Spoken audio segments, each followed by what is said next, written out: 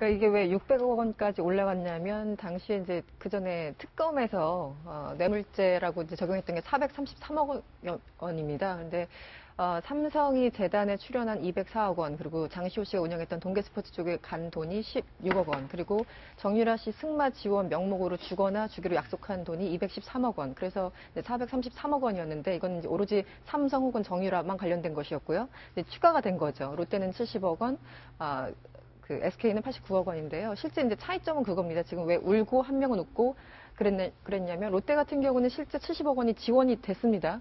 그랬다가 롯데에 대한 압수수색 바로 전날 다시 돌려받았기 때문에 사실 이걸 대가성으로 본 거예요. 니네들 뭔가 기대하지 않았으면 이거 돈을 왜 줬겠어? 아, 돌려받긴 했지만 돈을 일단 내지 않았냐? 그렇죠. 그러니까 사실 돌려받는 경우도 흔하지 않은 건데 어쨌든 작년에 6월 9일 날 롯데 측에 대해서 압수수색이 들어갔는데 그 전날부터 해가지고 한 5일에 걸쳐서 다시 나눠줬다는 거 아니겠습니까? 아니, 그럼 SK는요?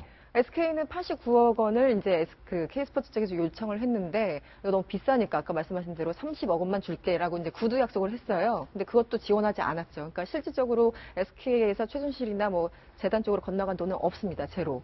그러니까 이제 검찰에서는 이거는 이제 대가를 바란 것이 아니라 어차피 돈이 건네간 게 아니니까 이것은 강요에 의한 것이다라는 건데 어쨌든 그 뇌물죄에는 실제 돈이 건너가지 않았어도 주기로 한 구두 약속만 하더라도 그 뇌물죄 액수에 다 포함이 되거든요. 그러니까 이제 한 명은 강요에 의해서 어쩔 수 없이 뜯긴 거가 되는 거고. 깎긴 했지만 SK는 주진 않았다. 그렇죠. 최종적으로. 롯데는 뭔가를 네. 바라고 줬던 것이다 이렇게 보고 결국은 600억 원에 달하는 돈이 네. 지금 그 공소장에 적혔습니다. 지금 네. 롯데는 기업 분위기가 상당히 침울하고 SK는 봄바람이 지금 불고 있다는데 김병민 의원님, 네. 뭐 거의 운칠기삼도 아니고 말입니다. SK가 돈을 깎긴 했는데 최종적으로 내진 않았다. 때로는 이 모범생이 아닌 사람이 득을 보기도 하는구나 하는 생각이 드는데요. 네. 일단은 두 회장 총수 모두 박근혜 전 대통령과 독대를 했던 것도 사실이고, 물론 최태원 회장은 본인이 이제 독대를 하지 않았습니다만은 어쨌거나 최태원 회장이 사면되기 직전에 구치소에 찾아갔던 그 대화 내용들이 우리가 한번 공개한 적이 있는데 기억하실 거예요. 왕 회장이 귀국을 결정했다. 우리에게도 적지 않은 숙제가 주어졌다. 뭐 이런 얘기들이 나왔는데 그 내용을 면밀히 보게 된다면 여기서 얘기하는 왕 회장은 대통령이지 않겠느냐. 그래서 사면을 결정해준 대가로 여러 가지 숙제를 줬으니까 그 숙제를 만약에 최태원 SK 회장이 아주 성실하게 풀어냈으면 그 숙제라는 건 제가 그냥 생각하기에는 여기서 나와 있는 추가적으로 돈을 좀 내라는 것이 없겠는가라고 그동안 검찰은 판단해왔던 건 아니겠습니까?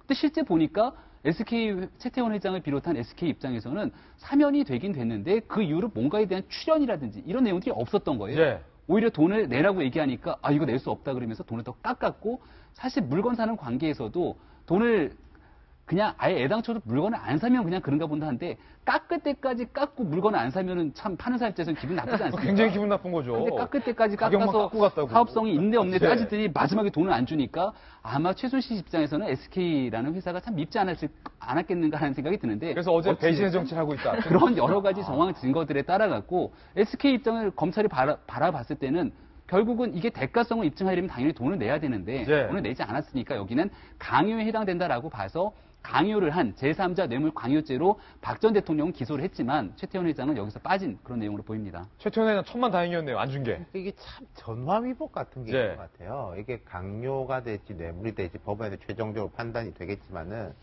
어떤 회사 같은 경우에는 뭐 우리 말 이렇게 지원해줘 하니까 처음에 이게 난색을 표하다가 그래 할 거면 정말 잘해야지라고 예. 해가지고 막 뭐 좋은 말 어떤 말 다 해가지고 준 곳.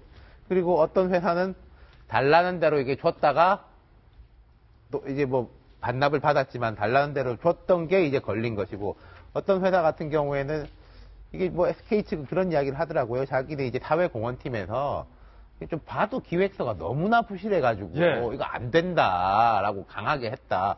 그럼 아마도 그 회사에서 그 당시에는 이 세상 물정 모르냐 이런 식으로 내부에서 또 말하는 사람도 있었을 거예요. 야, 너 참 정무감각 없다. 이렇게. 그러니까요. 예. 근데 이제 결국 그런 것이 아까 보면은 그 순서가 그대로 뒤집어져 가지고 나타나는 거지 않습니까? 그거는 저는 앞으로 기업들이 좀 크게 교훈으로 얻어야 될 것 같아요. 네. 이번 사례뿐만 아니라 향후로도 어떤 뭐 정치 권력과의 관계에 있어 가지고 이 세 기업들의 이제 전도된 지금 상황이 큰 교훈을 주지 않을까 예. 싶습니다. 지금은 돌아가는 것 같더라도 원칙을 지키는 게 결국은 빨리 가는 길이고 그렇죠. 맞게 가는 길이다라는 변치 않는 교훈이었습니다.